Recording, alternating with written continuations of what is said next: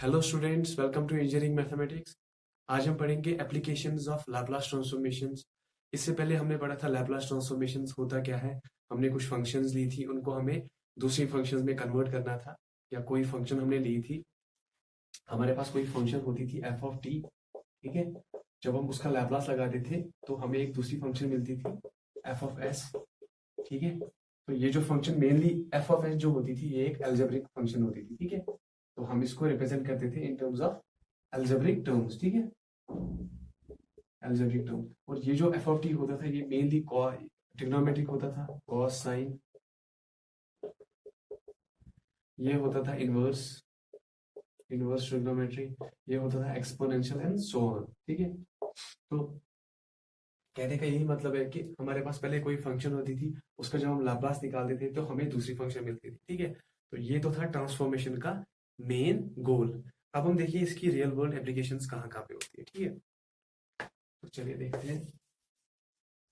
अगर हम देखिए Laplace transformations, applications of Laplace transformation mathematics में, हम लैपलास ट्रांसफॉर्मेशंस कहाँ पे यूज करते हैं, तो it's mainly use to solve differential equations, ठीक है। तो मैं यहाँ पे लिखूंगा, इसका पहला एप्लीकेशन होता है सॉल्यूशन ऑफ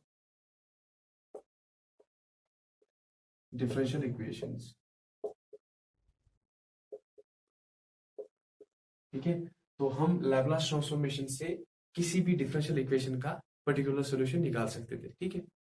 तो पहले हम देखेंगे डिफरेंशियल इक्वेशंस। आपको पता होगा डिफरेंशियल इक्वेशंस, कोई इक्वेशन है, सपोज मेरी यहाँ पे 3x + 2y = 7, ये तो हो गई इक्वेशन, ठीक है।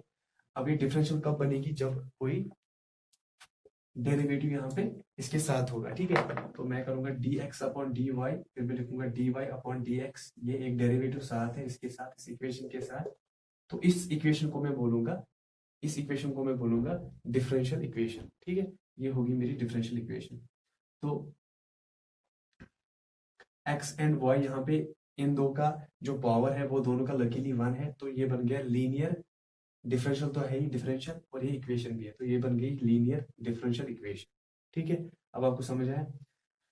तो ये तो हो गया मेरा सॉल्यूशन ऑफ डिफरेंशियल, ये तो हो गया डिफरेंशियल इक्वेशंस।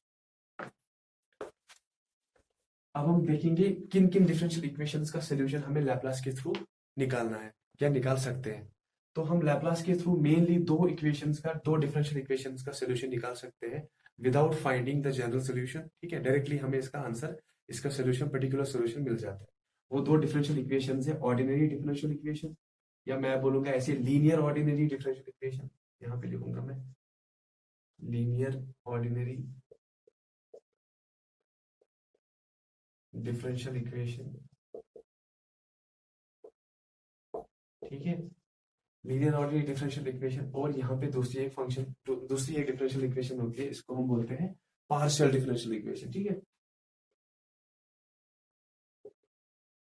पार्शियल डिफरेंशियल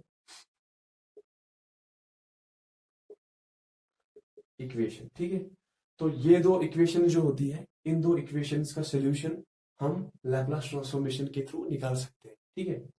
तो अब आपको मैं थोड़ा सा बताऊंगा लीनियर ऑर्डिनरी डिफरेंशियल इक्वेशन क्या होता है और पार्शियल क्या होता है। लीनियर ऑर्डिनरी डिफरेंशियल इक्वेशन वो डिफरेंशियल इक्वेशन होती है जिसमें दो वेरिएबल्स यूज होते हैं, मेनली एक्स एंड वाई, ठीक है।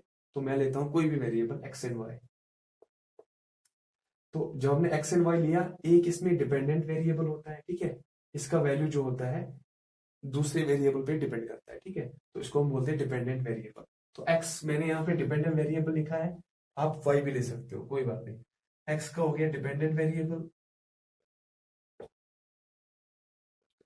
वाई जो है यहाँ पे ये एक इंडिपेंडेंट वेरिएबल है, क्योंकि वाई का जो वैल्यू है वो गवर्न करता है वैल्यू ऑफ एक्स, तो इसको हम लेंगे इंडिपेंडेंट वेरिएबल।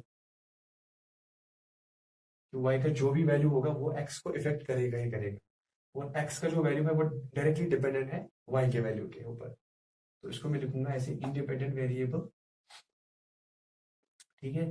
तो ये तो हो गई हमारी linear ordinary differential equation. Ordinary differential equations में आपको पता है दो जो है, दो यहाँ पे वेरिएबल्स यूज होते हैं, एक्स एंड वाई, कुछ भी ले सकते हो आप।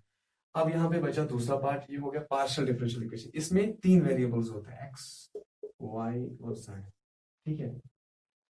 अब इसमें दो जो है दो वेरिएबल्स कोई दो भी, तीनों में से कोई भी दो, चाहे एक्स वाई, चाहे वाई जेड, चाहे एक्स जेड, ठीक है, दो इसमें, चलो मैं एक्स एंड वाई लेता हूँ, दो अगर मैंने एक्स एंड वाई लिया, दो इसमें इंडिपेंडेंट वेरिएबल्स होते हैं,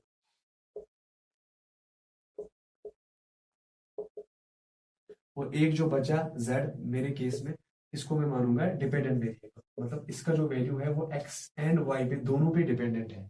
तो अगर मैं डिफरेंशियल इक्वेशन यहाँ पे बनाऊंगा तो मैं dz अपॉन dx भी लिखूंगा और dz अपॉन dy भी लिखूंगा, क्योंकि z का जो वैल्यू है वो x पे भी डिपेंडेंट है और y पे भी डिपेंडेंट है, ठीक है, और ये जो x एंड y है ये दोनों इंडिपेंडेंट, ठीक है। तो ये तो हो गया हमारा पार्शियल डिफरेंशियल इक्वेशन। अब हम नेक्स्ट चैप्टर जो पढ़ेंगे उसमें हमें पूरा कवर करेंगे पार्शियल डिफरेंशियल इक्वेशन, तो यहाँ पे हम इसको नहीं पढ़ेंगे, ठीक है।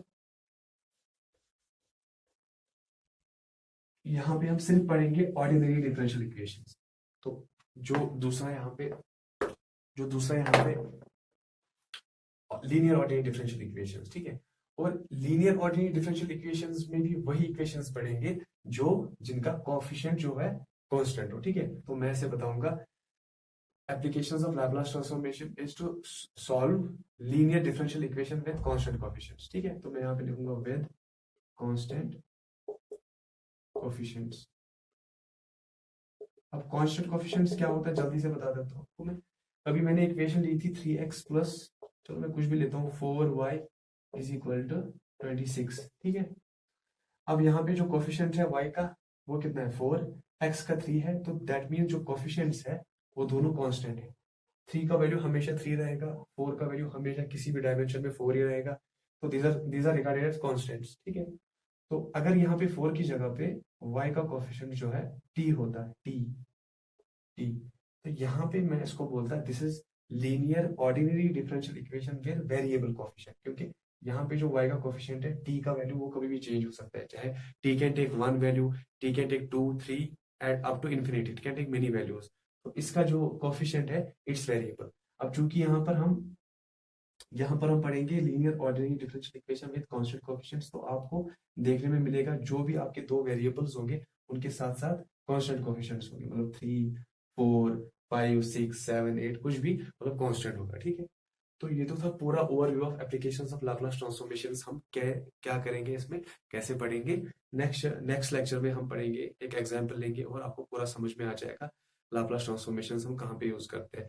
और आपको एक चीज बताना भूल गया कि जब हम लाप्लास ट्रांसफॉर्मेशंस बनाते हैं, मतलब सपोज लाप्लास ट्रांसफॉर्मेशंस हमने किया solution to find solution of differential equation, कोई और तरीका भी होता है लाप्लास ट्रांसफॉर्मेशन फाइंड करने का, ठीक है, कोई और एक तरीका भी था लाप्लास ट्रांसफॉर्मेशन का फाइंड करने का, पर हमने लाप्लास क्यों चूज किया, क्योंकि इसमें जो है जो हमारे पहले वाले मेथड्स होते हैं, लाप्लास से पहले वाले मेथड्स, उसमें हमें डिफरेंशियल इक्वेशन का सोल्यूशन कैसे मिलता है, पहले हम जनरल सोल्यूशन निकालते हैं, ठीक है, जनरल सोल्यूशन, उसके बाद जनरल सोल्यूशन के बाद हमारे पास आर्बिट्रेरी कांस्टेंट्स होते हैं, ठीक है, ए होगा बी होगा, वो हम सॉल्व या एलिमिनेट करते हैं तो हमें अपना पर्टिकुलर सोल्यूशन मिल जाता है। दिस इज नॉर्मल अप्रोच, ठीक है, जनरल अप्रोच।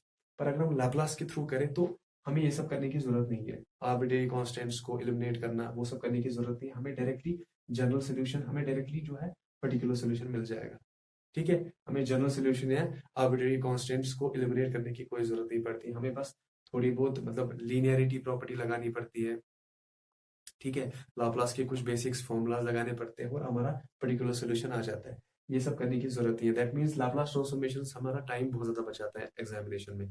अगर आप कोई इक्वेशन करोगे सॉल्व, कोई डिफरेंशियल इक्वेशन 5 मिनट में बाय ट्रेडिशनल मेथड, लाप्लास के थ्रू आप उसको 1 मिनट में ही कर सकते हो, सो इट्स वेरी यूजफुल। तो ठीक है, फिर नेक्स्ट चैप्टर में हम एक एग्जाम्पल लेंगे और फिर आपको पूरा समझ में आ जाएगा कि इसे हम कैसे सॉल्व करते हैं और इसके एप्लीकेशंस क्या क्या होते हैं, ठीक है। अगर आपको वीडियो पसंद आया तो प्लीज़ लाइक करना, कमेंट करना और शेयर करना अपने फ्रेंड्स में। Thank you.